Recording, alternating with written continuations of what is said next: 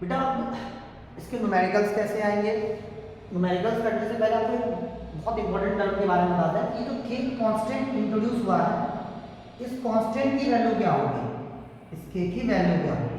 तो हम electrostatic constant को थोड़ा डिटेल में डिस्कस करते हैं। ये जो कांस्टेंट इंट्रोड्यूस हुआ है, इलेक्ट्रोस्टैटिक कांस्टेंट,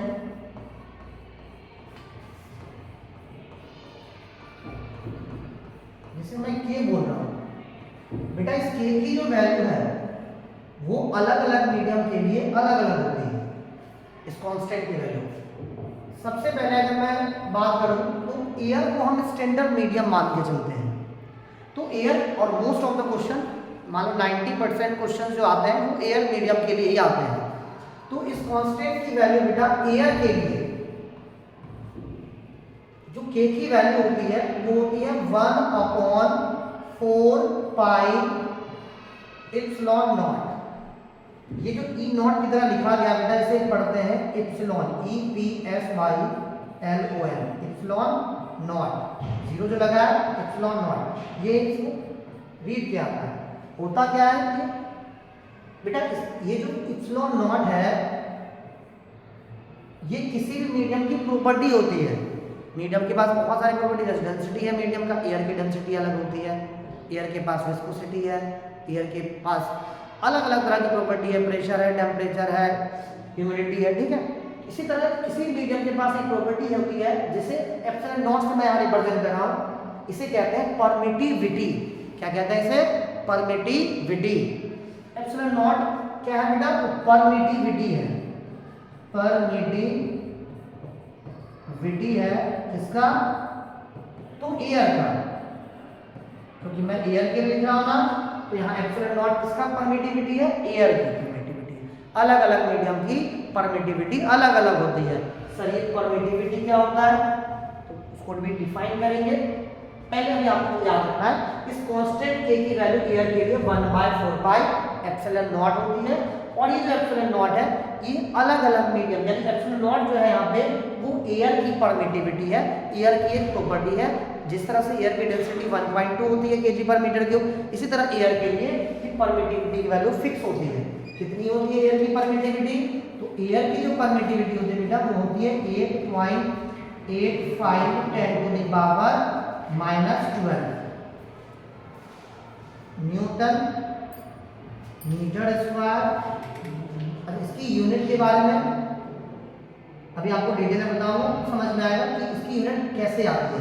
अभी मैं यहाँ सिंपल यूनिट लिख देता हूँ ताकि आपको इसके यूनिट को लेकर कोई कंफ्यूजन ना हो कि एप्सिलॉन नॉट की यूनिट ये कैसे आती है।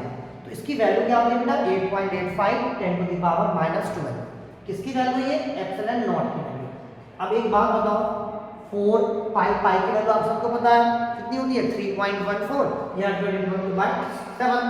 और एप्सिलॉन नॉट की वैल्यू आपको मैंने याद करवा रखा है, लिख दिया 8.85 10⁻12। तो जब आप ये वैल्यू पुट करोगे यहाँ पे तो ये जो सॉल्व करके आएगा बेटा ये आएगा 9 × 10⁻⁹। तो न्यूमेरिकल में आपको डायरेक्ट ये वैल्यू याद रखना है। परमिटिविटी एयर की याद है तो बहुत अच्छी है, क्योंकि बहुत से क्वेश्चंस में एप्सिलॉन नॉट की वैल्यू डायरेक्ट यूज होती है। लेकिन फिर भी अभी के लिए आप याद रख सकते हो तो कांस्टेंट की है एयर के लिए वो कितना होगा? 1/4 पाई एप्सिलॉन नॉट, और इसकी वैल्यू होती है 9 × 10⁻⁹। अगर मुझे किसी मीडियम के लिए लिखना है, मीडियम मतलब जैसे वाटर है, ऑयल है, पेट्रोल है, या किसी भी मीडियम है, बहुत सारे मीडियम का एग्जिस्ट करती है।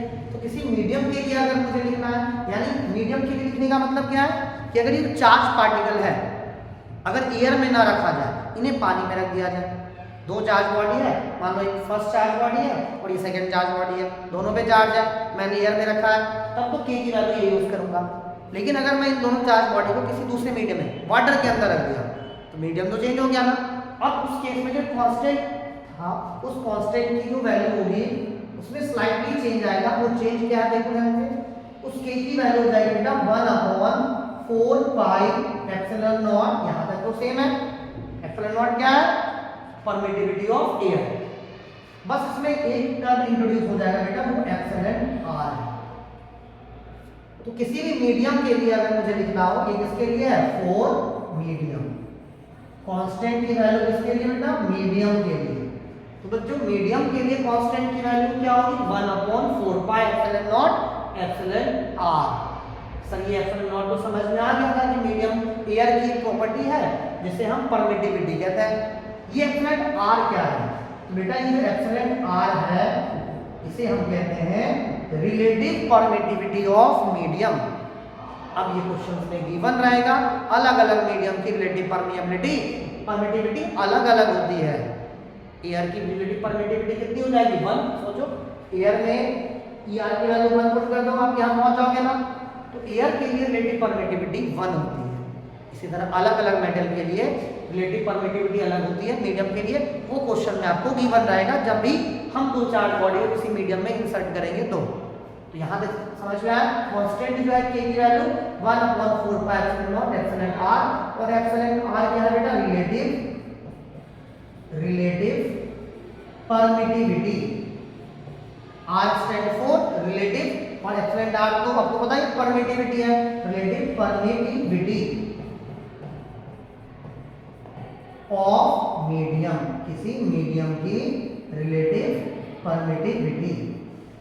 तो यहाँ आपका कूलॉम्स लॉ पूरी तरह से कंप्लीट हो जाता है। कूलॉम्स लॉ का स्टेटमेंट हो गया, कूलॉम्स लॉ के मैथमेटिकल फॉर्मूले हो गए, और उस मैथमेटिकल फॉर्मूला में जो कांस्टेंट इंट्रोड्यूस हुआ था उस कांस्टेंट की वैल्यू एयर के लिए भी याद हो गया आपको और मीडियम के लिए भी। एयर के लिए कितनी होती है? 1/4 पाई एप्सिलॉन नॉट, और इसकी वैल्यू होती है 9 × 10⁹। और किसी मीडियम के लिए क्या होगा? 1/4 pi epsilon naught epsilon R. Epsilon R relative permittivity है जो क्वेश्चन में गिवन रहेगा। ठीक है, इस तरह से आप कांस्टेंट की वैल्यू कैलकुलेट कर सकते हैं। तो बच्चों यहाँ कूलॉम्स लॉ का जो स्टेटमेंट है वो कंप्लीट हो जाता है, कूलॉम्स लॉ के जो मैथमेटिकल एक्सप्रेशन है वो भी कंप्लीट हो जाते हैं, और कूलॉम्स लॉ में जो कांस्टेंट इंट्रोड्यूस होगा उसकी वैल्यू भी आपको पता चल गई। अब इसके क्वेश्चंस कैसे पूछे जाते हैं, तो इसके एक न्यूमेरिकल्स करते हैं ताकि आपको आइडिया लगे कि कूलॉम्स लॉ के किस किस टाइप के न्यूमेरिकल्स आते हैं एग्जाम में। और डेफिनेटली 3 मार्क्स के क्वेश्चंस पूछे जाते हैं कूलॉम्स लॉ के न्यूमेरिकल्स में। तो देखते हैं इसमें 2-3 टाइप के न्यूमेरिकल्स आते हैं, वो टाइप बाय टाइप हम डिस्कस करेंगे। सबसे पहले कूलॉम्स लॉ के न्यूमेरिकल में टाइप 1 को हम डिस्कस करते हैं, कैसे क्वेश्चंस आते हैं इसमें देखते हैं। अब बात कर रहे हैं numerical based on Coulomb's law.